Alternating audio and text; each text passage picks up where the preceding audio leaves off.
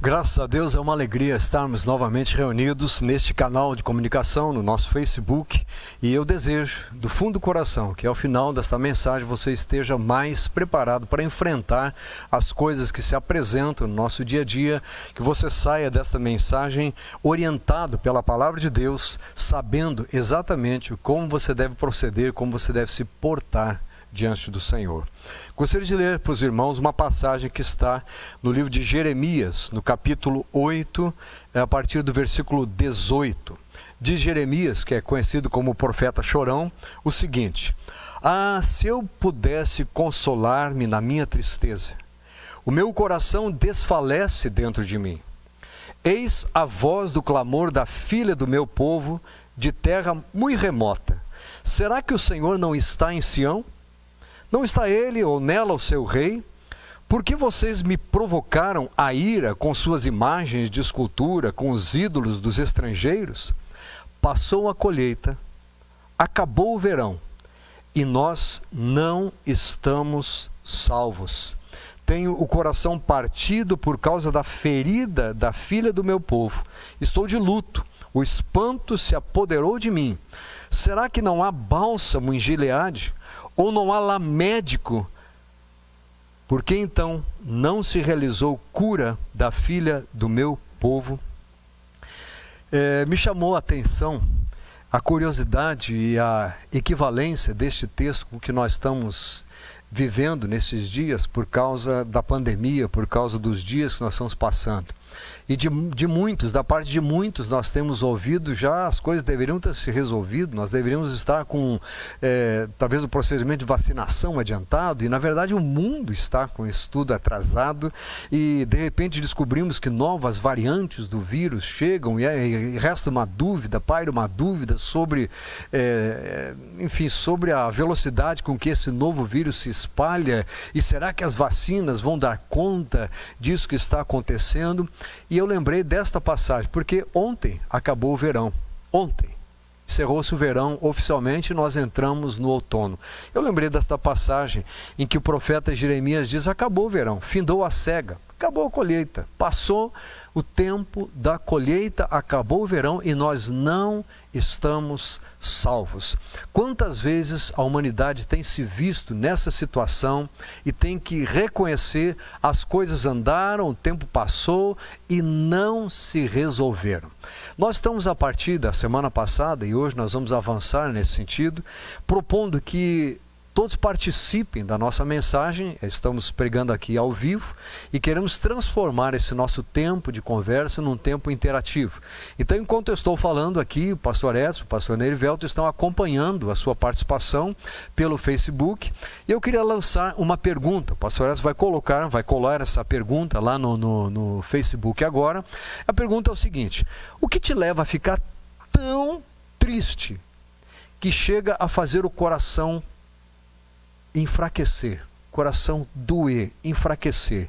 Porque o profeta Jeremias relata aqui: ah, se eu pudesse consolar-me na minha tristeza, o meu coração desfalece dentro de mim.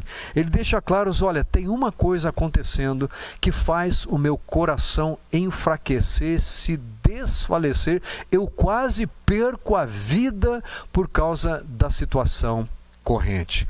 E essa situação fica claro pela fala do profeta, que é por causa do procedimento do povo e por causa da rejeição do povo à palavra de Deus, por causa do afastamento do povo em relação ao seu Deus. Esta fala do profeta Jeremias foi inspirada no momento em que Deus estava sacramentando a rejeição do povo de Judá. O povo de Israel já havia sido mostrado para ele que ele tinha sido rejeitado, que ele não estava andando no caminho do Senhor, e agora chegara a vez do povo de Judá. Vocês também estão na minha alça de mira. Há muita coisa a ser resolvida e vocês não estão fazendo do meu jeito. Então, Jeremias usa essa expressão: acabou o tempo de colheita. Passou o tempo em que era tempo de nós fazermos alguma coisa. Passou o tempo de colhermos e pensarmos em usufruir daquilo. Acabou o verão e nós não estamos salvos. A Bíblia diz que hoje é tempo sobremodo oportuno para salvação. Hoje é o dia de salvação. E nós somos gratos a Deus porque ainda o Senhor Jesus não voltou para nos buscar, mas também somos do povo que fala: Maranata, vem Senhor Jesus, queremos logo estar no local que o Senhor está preparando para nós. E aqui, como o profeta diz, olha, há uma situação no meio do meu povo que tira as forças do meu coração, que me faz sentir-me desfalecer. Eu perco as minhas forças e eu parece que eu vou morrer, parece que estou morrendo, é o que ele está dizendo. E aí vem a pergunta, o motivo que ele vai deixar claro pelo que acontece esta coisa. Ele diz: o meu coração está partido por causa da ferida da filha do meu povo. Quando nós, cristãos pelo menos, olhamos para a população, para o que o povo nesta nação e no mundo está passando, nós ficamos pensando: até aonde vai isso? Porque, como disse agora há pouco, era esperado que neste momento já se pudesse colher os benefícios da vacinação em massa. E isso não estou falando de Brasil, não. Eu não sou aqui não estou falando de política, não estou falando de um governante ou outro, de um nível ou de outro, se acertaram, se erraram. Não estou falando disso. Você tem acesso a incontáveis informações na imprensa, na mídia. Você pode encontrar o que quiser e acreditar em quem você quiser. A verdade é que o povo vive hoje uma situação semelhante àquela que vivia o povo naquela ocasião. Eles diziam: olha, estamos perdidos, nós não estamos salvos. E se você tem raciocinado direito, você está dizendo: não há em quem nós possamos acreditar, não há de quem nós possamos esperar a solução, porque as coisas estão complicadas e parece que se complicam mais. Estamos esperando sim que resulte efeito essa campanha de vacinação e a vacinação em massa, mas continuamos vendo mortes e mais mortes, continuamos vendo os hospitais se enchendo, embora saibamos que isso já acontecia no passado. Agora, com a pandemia, parece que se agravou isso aí se repete com mais frequência. Isso que já acontecia, parece que agora vai se multiplicando, e a gente começa a ver pessoas, aquilo que lá atrás se dizia, nós começamos a ver pessoas com falta de atendimento. E como diz aqui Jeremias: eu estou sofrendo porque eu estou vendo a ferida da filha do meu povo. Sem dúvida, isso traz sofrimento para toda pessoa que é séria diante de Deus, e nós temos orado por isso. Nós temos buscado em Deus, primeiro, que as pessoas sejam guardadas do mal, sejam livradas, mas no sentido de manterem-se no caminho, porque pior, muito pior do que essa situação é o que há de vir para aqueles que rejeitarem completa e definitivamente a vinda, a presença do Senhor nas suas vidas. Então ele diz: eu estou de luto, o espanto se apoderou de mim. Será que não há bálsamo em Gileade? Será que não há cura? Será que não há um remédio que resolva? Será que não há médicos? Ele diz aqui em outro local, ele vai dizer: não há lá médico, no versículo 22, não há bálsamo, não há médico, por que não se realiza a cura da filha do meu povo? E quantas vezes você presenciou pessoas conhecidas, amigos: olha, não tinha médico, eu fui lá para ser atendido, não havia médico, não havia remédio, faltou remédio.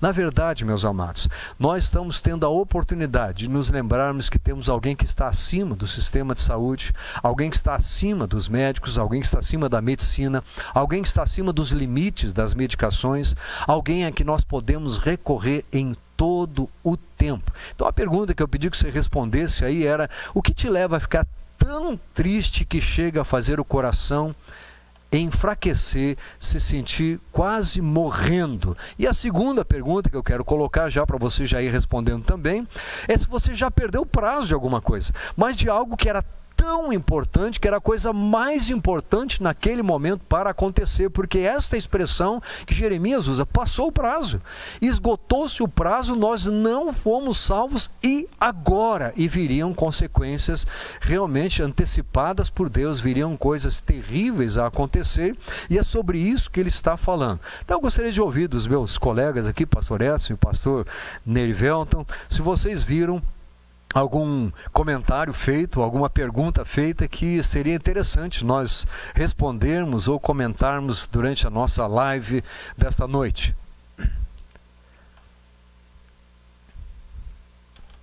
Os comentários têm sido bem pertinentes aqui e realmente o que leva muitas pessoas a pensarem aqui é a questão do luto, a tristeza pelas perdas que estão acontecendo ao nosso redor e eu entendo que essas perdas muitas vezes trazem para nós uma tristeza. E quando a gente lê no profeta Jeremias, eu fico pensando, e aí eu não sei se isso, não cheguei a ir a fundo nessa questão, mas quando ele começa, se eu pudesse consolar-me na minha tristeza, como é que você se consola na sua tristeza?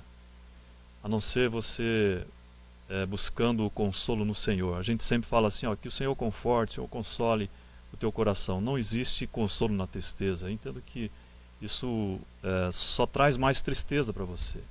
E eu achei interessante que a maioria das respostas foi em relação a essa tristeza provocada pelo luto, pela perda, e que hoje nós estamos passando por essa perda muito grande. E não é só perda de vidas, mas perda da liberdade, perda também do seu sustento.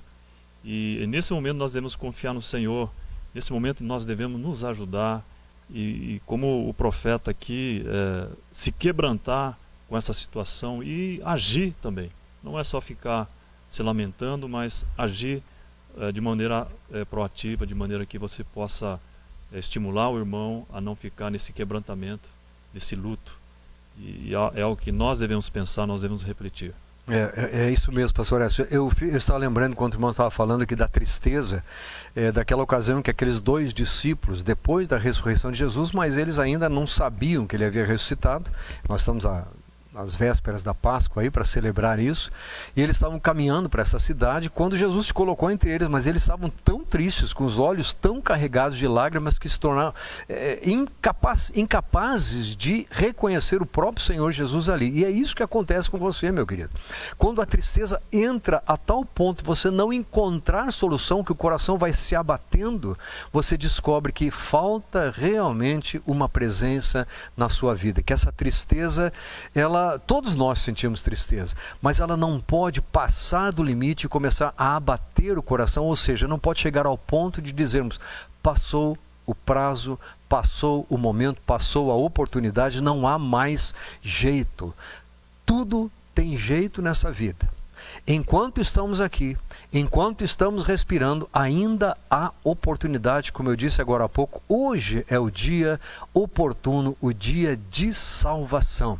Escreveram que ficam tristes pelas perdas, mas também pela falta de fé das pessoas que, mesmo conhecendo a palavra, se apegam a notícias e ficam com essas dificuldades para carregar ou então ficam ouvindo coisas estranhas, ficam ouvindo coisas de outras fontes, em vez de recorrerem à palavra do Senhor, que não volta vazia, que não volta, que não deixa que a pessoa se sinta só. Ela dá direção, ela dá sabedoria, graças a Deus.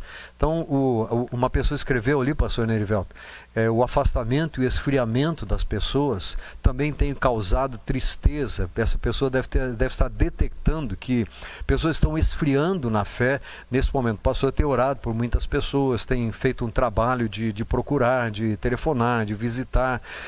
O irmão tem percebido isso, porque isso nos traria uma tristeza ainda maior de saber que pessoas estão se esfriando, né? Permitindo que o amor se esfrie dentro de si, a ponto de serem afastadas do próprio Deus vivo, né? Verdade. Isso tem acontecido e muito quando Jesus é o nosso alto refúgio. Principalmente quando nesses tempos de crises, e crises de todas as espécies. Então não deve se afastar, apostatar-se da fé, de modo algum. É seguir em frente, porque nesse mundo nós vamos passar por angústias, por grandes tristezas, mas só Deus para remover tais coisas. Só Deus para trazer o refrigério. Então não deixe ser levado por conceitos, por falácias, de modo algum. Busque Deus em todo tempo, e Ele te dará paz, sossego, essa paz que excede todo entendimento humano. Só Deus, não tenho outra resposta. Só Deus nos ouve e quer nos ajudar. Amém. No texto, um pouco antes, Jeremias, no mesmo capítulo, mas no versículo 4, ele diz o seguinte: dize-lhes mais, ou seja, fale para o povo. Assim diz o Senhor: quando caem os homens, não se tornam a levantar? Quando alguém se desvia do caminho, não torna a voltar? Porque, pois, este povo se desvia, apostatando continuamente, abandonando a fé, abandonando o seu caminho do Senhor, persiste no engano e não quer voltar. O pior desastre é no meio de uma situação como essa que nós estamos passando, pessoas começarem a não andar mais com Deus e não voltarem. Porque o Senhor manda, Jeremias dizer aqui o seguinte: olha, quando alguém cai é para levantar. Quando alguém se sente desviado do caminho, ouve aquela voz atrás, volta para o caminho. Quero dizer para você que tem abandonado o convívio, o contato com as pessoas, mesmo que você não possa estar junto fisicamente, ligue para as pessoas, fale com Deus, ore, tenha comunhão com as pessoas, aproveite os recursos que nós temos colocado à disposição dos irmãos, tenha contato com as pessoas, dê o seu testemunho, compartilhe o que você está passando, seja uma necessidade ou seja uma vitória. Faça isso, mas não entre nessa situação, como diz Jeremias aqui, o povo está apostatando. Apostasia é o abandono da fé para crer em qualquer coisa, para crer nos homens, para crer em outros deuses, em outras inverdades, como alguém citou aí, em mentiras, enfim, dar ouvidos a tantas outras coisas e permitir que isso tome conta do coração e começa a fazer ele desfalecer, porque a pessoa não sabe mais a quem seguir. Quero mostrar então para você a solução que a palavra nos traz. Primeiro é saber, temos que levantar. João, quando escreve a sua carta, uma das suas cartas, ele diz o seguinte: filhinhos, essas coisas vos escrevi para que não pequeis. Todavia, se alguém pecar, temos um advogado junto ao Pai. Ele também diz que se confessarmos os nossos pecados, Ele é fiel e justo para nos perdoar os pecados e nos purificar de toda a injustiça. Nós temos a quem recorrer, nós temos a quem buscar, nós temos amigos que podem nos ajudar nesse sentido, mas sabemos que o nosso Deus, sempre presente e todo-poderoso, pode nos ouvir. Na continuação, Jeremias diz: eu escutei e ouvi, não falam o que é reto, ninguém há que se arrependa da sua maldade, dizendo: que fiz eu? Cada um corre a sua carreira como um cavalo que arremete com ímpeto na batalha, dizendo: olha, nem sabem para onde estão indo, simplesmente vão aos trancos e barrancos, avançando, atropelando, machucando, vão e não se arrependem. Arrependimento é uma volta para Deus. Quando a Bíblia diz: arrependei-vos e convertei-vos para serem cancelados os vossos pecados, ela está se referindo a uma atitude de mente e de coração e de postura. Eu reconheço que estava me encaminhando para longe de Deus, volto para o Senhor voluntariamente e assumo que eu sei o que é contrário à vontade dEle e sei qual é a vontade perfeita dEle e digo: Senhor, eu quero andar no Teu caminho. Este é o arrependimento que nós precisamos estar sempre prontos a recorrer a Ele quando percebemos que estamos nos desviando do caminho em algum momento. Não deixe essa situação fazer com que você se desvie. Arrependa-se, este é o caso, e volte a ter comunhão com Deus e com o povo de Deus. Ele cita animais, que até animais sabem a hora de fazer, de agir. Fala da cegonha, fala da andorinha, da rolinha, das estações, do grou. Ele fala de tudo o que os homens observam, mas ele diz assim: mas o meu povo não conhece o juízo do Senhor. Eu não estou de maneira alguma advogando aqui a ideia, não sou deste grupo, de que isso que está acontecendo é uma punição da parte de Deus. Não. Isso que está acontecendo é uma consequência de nós estarmos no planeta Terra, porque a Terra já há muito tempo rejeitou ao Senhor. E lá atrás, quando Deus, logo após a queda do homem, falou ao homem, ele disse: olha, agora o planeta está condenado por causa da sua desobediência espinhos, cardos vão surgir, coisas difíceis vão acontecer, e esta é mais uma delas. É mais uma que nós estamos passando, e já lá atrás estava definido, não é por causa do agir agora, mas a Bíblia diz que se nós nos arrependermos, se meu povo que se chame pelo meu nome se humilhar e orar e me buscar, a Bíblia diz: eu ouvirei dos céus, eu ouvirei. Mas aqui diz Jeremias: mas eles não estão se arrependendo, eles não estão buscando, estão permitindo que a mentira entre. Olha só, como pois dizes somos sábios e a lei do Senhor está conosco, pois com efeito a falsa pena dos escribas a converteu em mentira. Muitas coisas têm feito com que as pessoas deixem de buscar a Deus. E infelizmente, há muitas pessoas escrevendo e publicando coisas que, em vez de ajudarem, estão piorando. A palavra de Deus é o que você precisa. A Bíblia é o que precisa transformar o seu procedimento e trazer vida para dentro da sua casa. Cada um se dá a ganância. E tanto o profeta como o sacerdote usam de falsidade. Nós temos visto uma ganância muito grande no nosso mundo, na nossa cidade, no estado, no país, nos países deste mundo. A ganância, que é aquele apego, aquele amor, aquela busca desenfreada pela riqueza, por querer ter, por querer ser dono, por querer mandar, por querer ser influente em tantas coisas, tem feito com que o atendimento não chegue, com que os médicos não estejam presentes, com que a solução não exista, com que as pessoas procurem o socorro e não encontrem. Não é simplesmente porque, enfim, não é obra do acaso. Na verdade, nós estamos vendo consequências de as pessoas não buscarem a Deus, não buscarem e colocarem Deus em primeiro lugar. Faça isso você. Comece você, influencie a sua casa, influencie o seu bairro, o meio onde você está, os seus colegas, o seu trabalho. Faça diferença onde você está e não permita que a falsidade seja o que dirija a sua vida. Curam superficialmente a ferida do meu povo, dizendo paz, paz, quando não há paz. A ferida aqui, nós estamos falando hoje de ferida física. Muita gente está ferida e o povo está sendo superficialmente curado, porque nós gostaríamos que todos tivessem acesso à cura, todos tivessem acesso ao tratamento, que todos tivessem eficácia no tratamento, porque muitas pessoas, sabemos, por causa de complicações, por causa de existência de outras doenças pré-existentes, qualquer enfraquecimento que entrasse teria tendência a provocar isso que está trazendo choro, o luto às pessoas.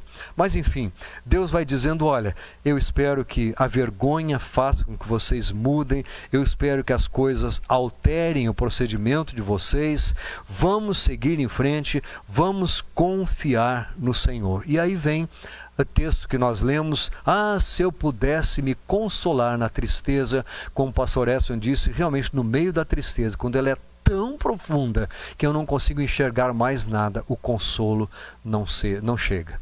Mas a Bíblia diz que o Senhor é o nosso consolador, que Ele enviou o Espírito para ser o Consolador, o outro Consolador que viria, e Ele está presente aqui. Na continuação daquele versículo em que ele diz: mas não há remédio em Gileade, não há bálsamo, não há lá médico, por que não se realizou a cura do filho do meu povo, da filha do meu povo?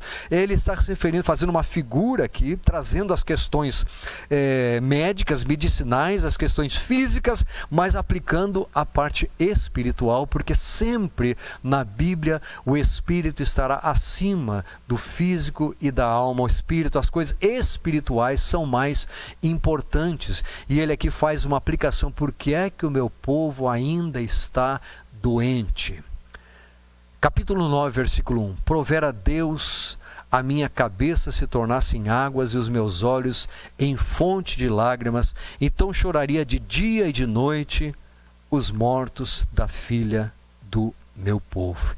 E ele continua falando, versículo 5, ele diz: cada um zomba do seu próximo, dizendo: olha, você não sabe nada, você está seguindo aquilo que aquela pessoa está dizendo, eu é que sei a verdade. E aqui ele diz a mesma coisa: você está acreditando em contos para fazer boi dormir, isso aí é uma bobagem, tal coisa é a verdade. É isso que está aqui, que estava acontecendo. Cada um zomba do seu próximo e não falam a verdade. Pá, mas eu não estou mentindo, eu estou falando, estou repetindo o que o outro falou, é verdade. E isso pode se tornar uma grande mentira se não for verificado. E sabe uma coisa? Tem muitas coisas que nós só vamos verificar daqui a 6 meses, 1 ano, talvez 2 anos. Coisas que estão sendo ditas agora. E eu vou dizer para você uma coisa triste: ninguém vai pagar porque falou algo errado nestes dias, mas você e eu estamos pagando porque pessoas estão falando coisas erradas. Não sejamos nós os propagadores de mentiras, de fake news, de coisas enganosas, coisas que tiram a esperança do povo, e sejamos nós portadores da palavra, que é o que traz uma esperança, e uma esperança não só para os próximos dias, mas uma esperança para a eternidade. O profeta diz aqui: ensinam a sua língua e a proferir mentiras, cansam-se de praticar a iniquidade, vivem no meio da falsidade, e pela falsidade recusam conhecer-me, diz o Senhor.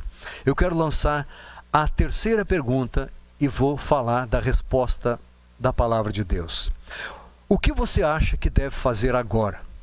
Qual é a atitude que você acha que deve tomar nessa situação, sabendo da repreensão de Deus, de que as pessoas estão se esquecendo das coisas dele no meio disso tudo e estão apenas repetindo os falatórios daqui e dali? O que você acha que deveria fazer? Porque Deus vai continuar falando sobre estas coisas, e enquanto você responde aí, eu vou passar a palavra para um dos meus colegas e pedir que eles comentem já se as pessoas já colocaram as respostas, ou se tem algo a acrescentar nesse sentido sobre no que podemos estar errando e o que nós podemos fazer para acertar, o que devemos fazer daqui para frente, considerando que a palavra de Deus fala conosco. Pastor Edson, pastor Nerivelto, quem quiser me acompanhar nesse raciocínio, poderia aproveitar esse momento. Daqui a palavra ao nosso ancião para que ele faça esse comentário, embora tenha visto aqui algumas respostas, mas fique à vontade, pastor Neri. É o que eu tenho a dizer. A palavra que nós ouvimos, uma palavra que realmente não volta vazia, uma palavra edificante que exorta a não deixarmos o caminho, uma palavra que diz para você que participou conosco dessa reunião: entregue o seu caminho ao Senhor, confia nele, e o mais ele fará. Habita-te na terra. Isso é muito importante, meu irmão e irmã. Alimenta-te da verdade, não de falsas verdades, não de fake news, mas da palavra do Senhor. E alegre-se, porque o Senhor ama quem agrada, quem pratica a verdade. Essa é uma exortação. Isso não é assim, não estou te dando para você nada. É a palavra de Deus que não volta vazia. Nós estamos passando por isso, momento difícil, mas Deus está do nosso lado. Tenha essa certeza. Agrada-te do Senhor. Volta para o Senhor, e Ele satisfará os desejos do teu coração e te confortará e te livrará de toda a angústia. Isto é promessa de Deus, não é promessa de Deus. Deus não é homem para mentir, nem filho de homem para se arrepender. Ele é fiel. Se nós não nos ficarmos fiéis, Ele permanece fiel. Esta é a palavra de Deus. Então fique firme. Não aceite conselhos. O conselho Amém. Vem do Senhor que fez os céus e a terra. Amém. Amém. Pastor Neri fez muito bem a colocação da palavra, e alguns irmãos estão comentando aqui. É muito jóia ver a resposta do pessoal, e a gente vê que é preciso unirmos mais na questão do jejum, da oração, de buscarmos mais o conhecimento da palavra e se aproximar. E o próprio texto que o pastor vai talvez comentar, mas eu vejo assim que também existe a necessidade, nesse momento, a gente procurar mais e mais nos aproximarmos do Senhor. E a própria palavra diz que conhecereis a verdade, e a verdade vos libertará. Ele é a verdade, e aqueles que buscam a conhecer mais o Senhor, com certeza não vai viver no meio da falsidade. E o que vai prevalecer é a verdade. Hoje a gente vê, por causa dessas intrigas, muitas questões muitas mentiras, as mentiras com muita ênfase, ela acaba se tornando verdade. E às vezes as pessoas assumem isso como a verdade, muitas vezes não é a verdade. E acabam repassando coisas que são mentiras, são fake news. E eu entendo que se você conhece a verdade, com certeza, Deus vai livrar você de andar em falsidade. O que muita gente tem feito, e lamentavelmente a gente vê no nosso meio, pessoas entrando por esse caminho. Mas se você conhece o caminho, conhece a verdade, e se você buscar a conhecer mais e mais o Senhor, com certeza Ele vai livrar você desse caminho de falsidade, de mentira. Aquele versículo que eu li, né? Cada um zomba do seu próximo e não fala a verdade. As pessoas estão permitindo, mesmo no meio chamado evangélico, chamado cristão, estão permitindo que estas coisas gerem animosidades, que estas coisas gerem briga entre irmãos. Eu não consigo entender uma coisa dessa, pastor Erivelto. Como é que pode duas posições, sejam elas filosóficas, políticas, científicas, duas posições antagônicas ou não compatíveis, formam um motivo de briga entre irmãos? Eu não consigo entender isso. Eu posso até entender que um pense de um jeito, que um pense de outro, mas permitir que isso crie diferenças a ponto de as pessoas não quererem mais conviver, de não quererem mais conversar. E a gente tem visto isso, pastor. Eu tenho visto pessoas com essa atitude, sinceramente. Isto é a falta do arrependimento, de que a palavra exorta aqui. A pessoa está precisando se voltar para Deus e ela se volta contra o irmão, porque imagine falar uma coisa dessas, você é isso, e tem gente se chamando de assassino, como se um estivesse colaborando com a morte do outro por uma coisa que nós não temos culpa nenhuma. Esse negócio não veio para nós porque nós erramos, deixamos de cuidar, deixamos de fazer aquilo. Estamos tomando os cuidados, estamos mantendo o distanciamento recomendado, nós estamos higienizando as nossas mãos com frequência, nós estamos fazendo uso da máscara conforme a orientação que é dada, enfim. Mas as pessoas começam a achar que os culpados são os irmãos e são os outros, enfim. Eu lamento que coisas assim estejam acontecendo, e vamos seguir em frente, nós os que somos fiéis, porque o Senhor está voltando para buscar o seu povo.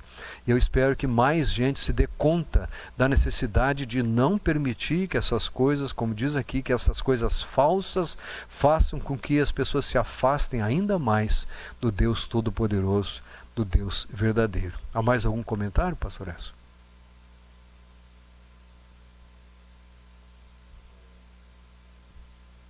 Isso mesmo.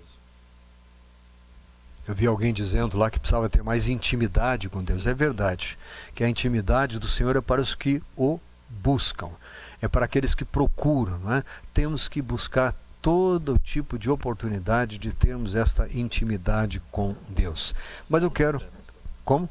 Alguns aqui falam da questão da fé, manter a fé e fortalecer a nossa fé. Amém. Graças a Deus. Amém. A fé, conforme a própria Bíblia define, é certeza de coisas que se esperam e convicção de fatos que se não veem.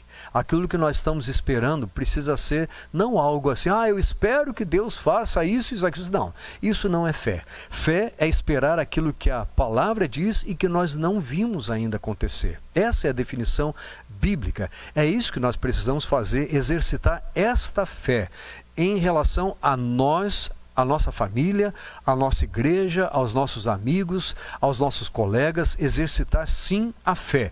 E sobretudo saber que a Bíblia diz que é necessário que aquele que se aproxima de Deus creia que Ele existe e que se torna galardoador dos que o buscam. Como eu disse agora há pouco, a intimidade com Deus é para aqueles que o buscam.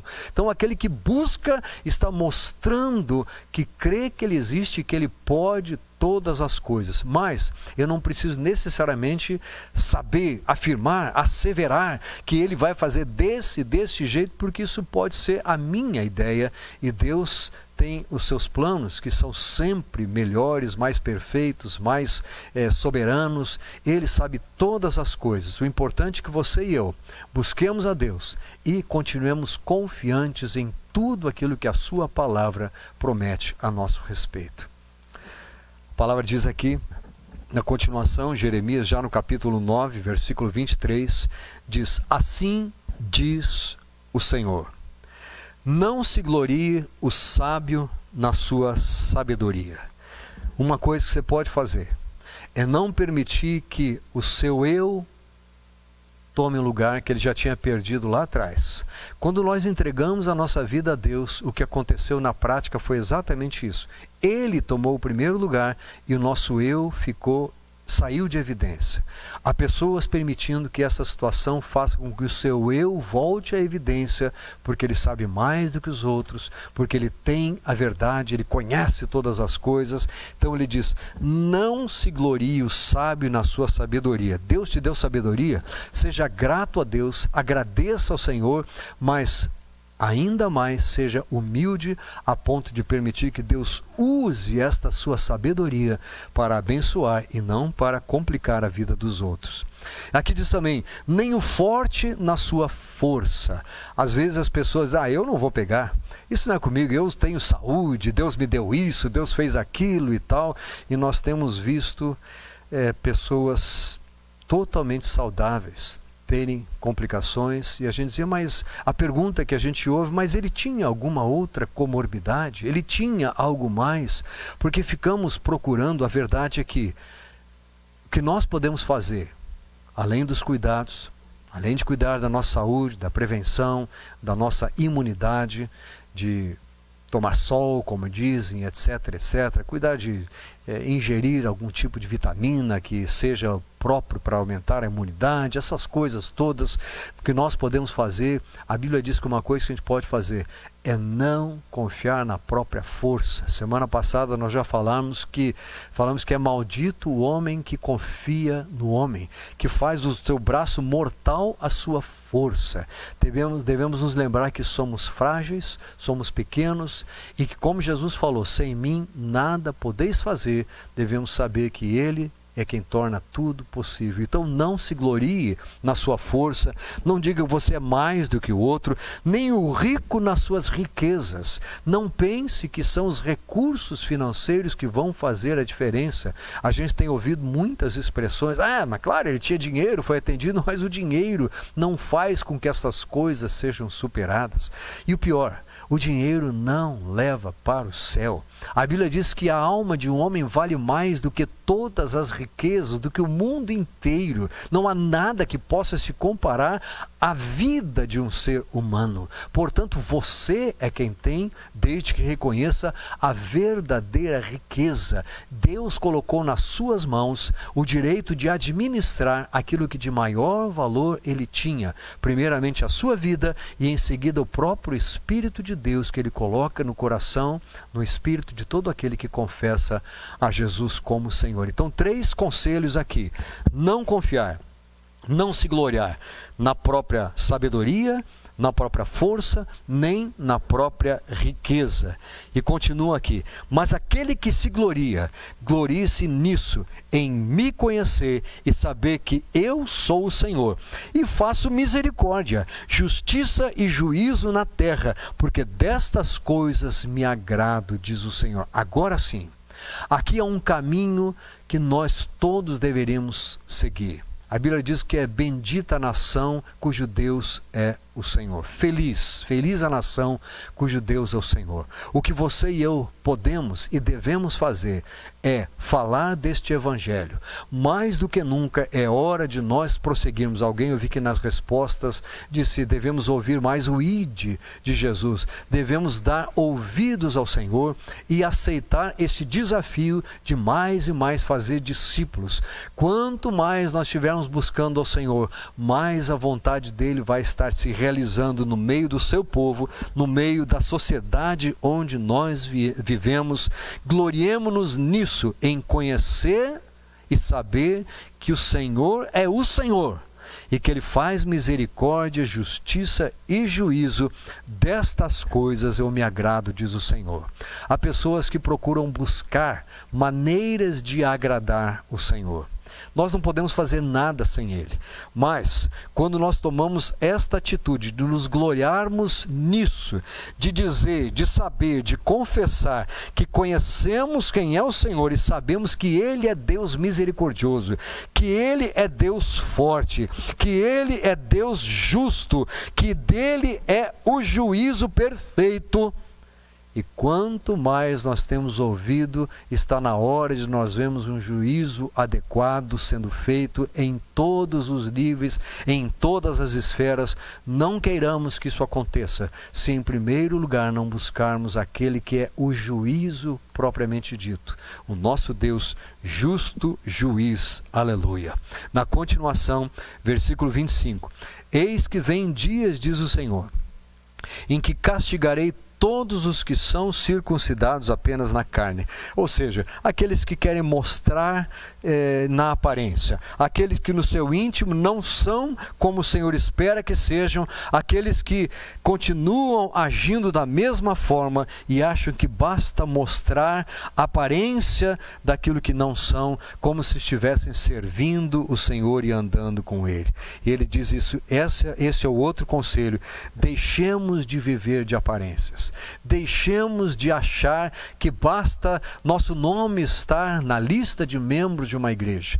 Deixemos de achar que basta nós termos nos convertido lá atrás. Eu sei que foi a entrega e foi a confissão do nome de Jesus como Senhor de sua vida que salvou. Mas a Bíblia diz que aquele que perseverar até o fim será salvo. Então deixemos, meus amados, essa atitude de pensar que basta mostrar, fazer de conta, escrever algumas coisinhas. Talvez alguns achem que se passarmos uma mensagem bonita pelo WhatsApp ou colocarmos no Facebook, Deus vai se agradar. Não, não.